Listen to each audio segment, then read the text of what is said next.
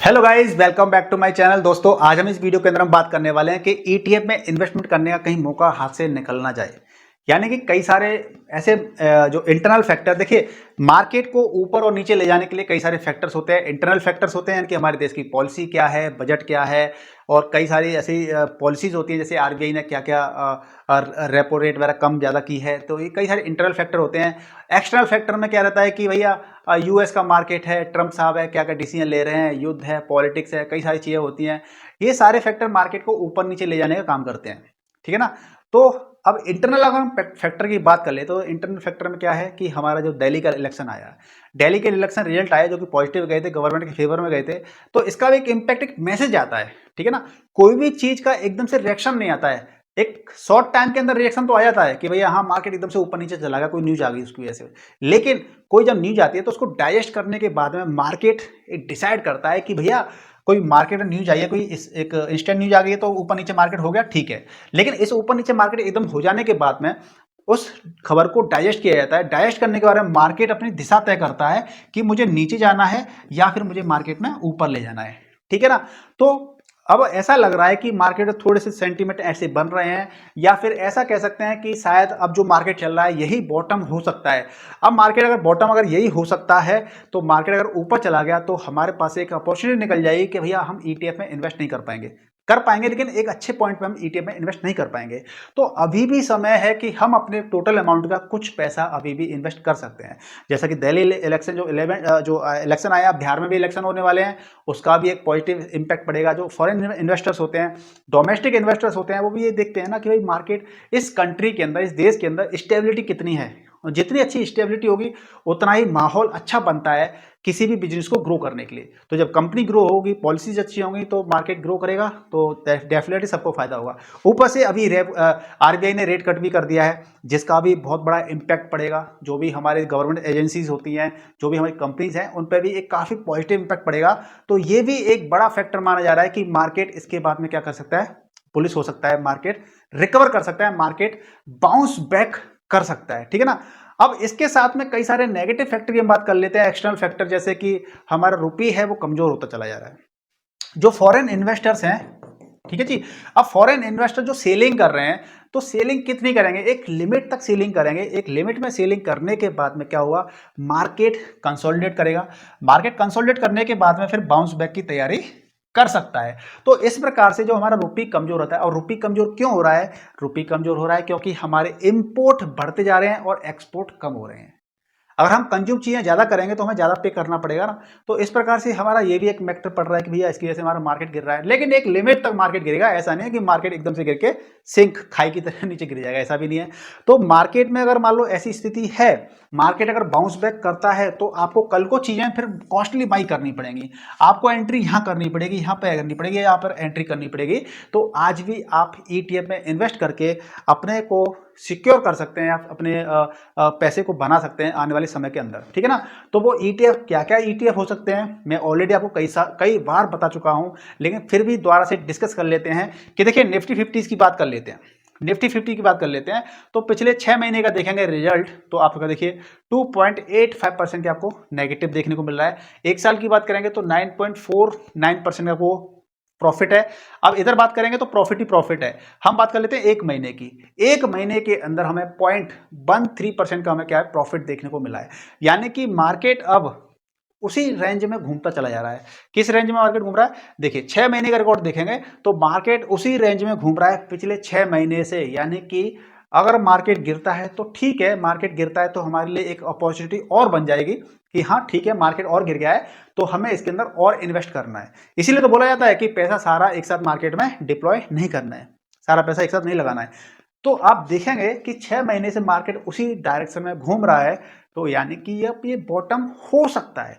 जब बॉटम हो सकता है तो जो लोग बैठे हुए हैं कि मार्केट और ज्यादा नीचे गिरेगा तब हम मार्केट में इन्वेस्ट करेंगे, तो देखिए बॉटम की गारंटी तो कोई नहीं लेता है, ना किसी को पता है कि मार्केट बॉटम कितना बनाएगा, किसी को नहीं पता है।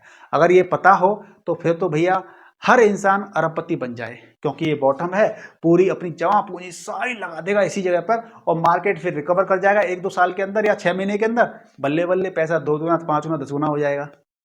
तो बॉटम किसी को नहीं पता है।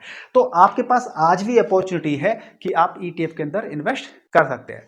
अब आपको देखिए रिस्क, आपको अपने गोल फाइनलाइज कर लेने पड़ेंगे। आपका गोल कितना है, आपकी रिस्क एपेटाइट कितना है, ये दो चीजें आपको देखनी पड़ेगी कि मेरा गोल कितना है।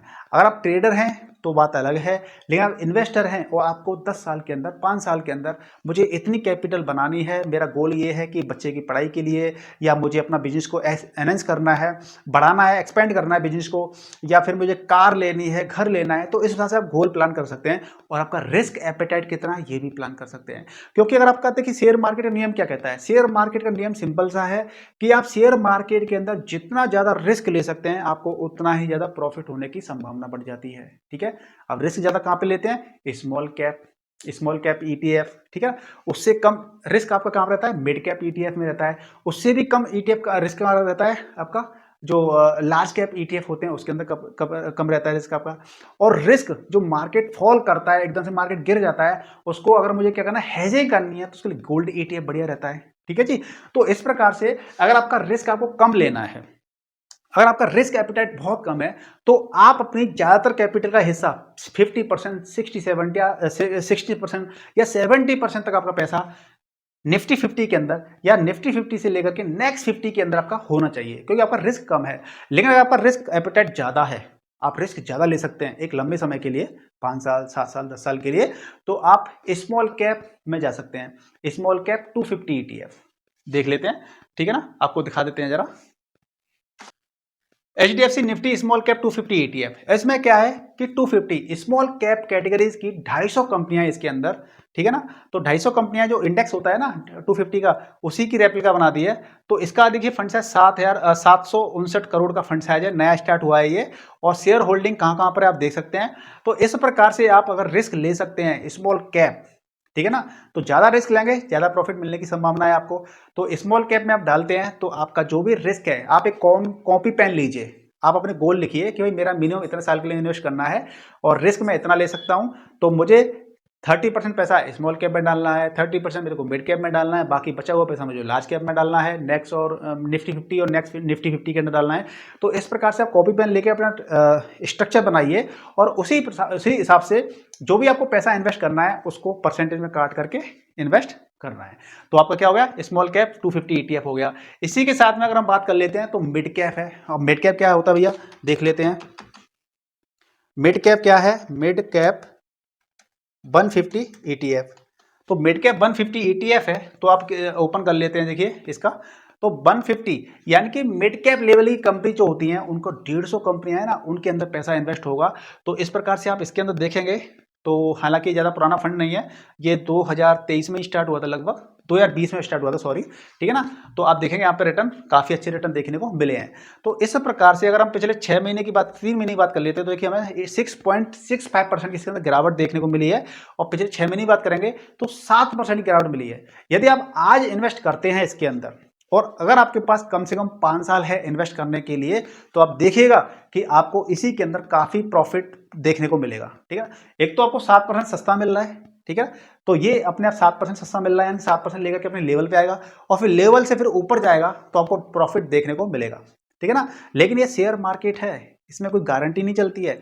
यहाँ पे काम चलता है एज्यूम करने से, ठीक है ना, कि पिछले हमारा डेटा क्या है, पिछला डेटा ये है 223% का रिटर्न है, 2020 से स्टार्ट हुआ है।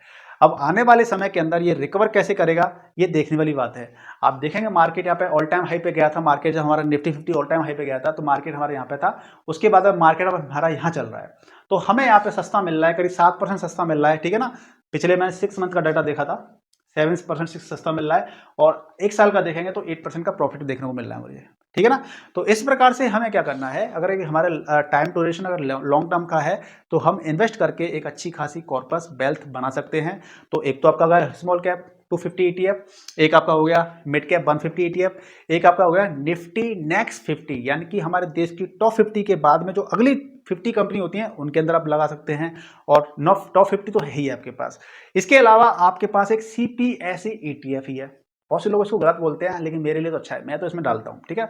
CPSE ETF 11 कंपनियां इसके अंदर गवर्नमेंट सेक्टर की, जो गवर्नमेंट सेक्टर की 11 कंपनियां, ये CPSE ETF है। इसके अंदर कभी भी हमें गलती ये नहीं करनी चाहिए कि सारा पैसा हमें एक ही के अंदर डालना है, ऐसी गलती कभी नहीं करनी है, क्योंकि कोई भी एक ईटीएफ के अंदर पैसा डालना मतलब कि हमारा पैसा स्टक भी हो सकता है, उसके अंदर फंस भी सकता है, क्योंकि मान लीजिए उसने परफॉर्म नहीं किया तो फिर हम क्या करेंगे, हमें लॉस बुक करना पड़ेगा, या फिर हमें जो ग्रोथ मिलनी चाहिए थी हमें वो ग्रोथ नहीं मिलेगी।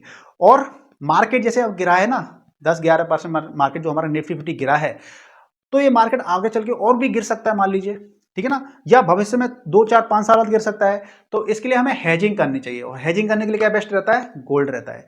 तो हम गोल्ड के ईटीएफ के अंदर भी क्या कर सकते हैं, इन्वेस्ट कर सकते हैं, जिससे क्या होगा कि मार्केट अगर देखिए नियम क्या कहता है, जब शेयर मार्केट बढ़ता है ना तो गोल्ड गिरता है, और जब मार्केट गिरता है तो गोल्ड बढ़ता है, ठीक है। इसीलिए हम गोल्ड के अंदर इन्वेस्ट करते हैं।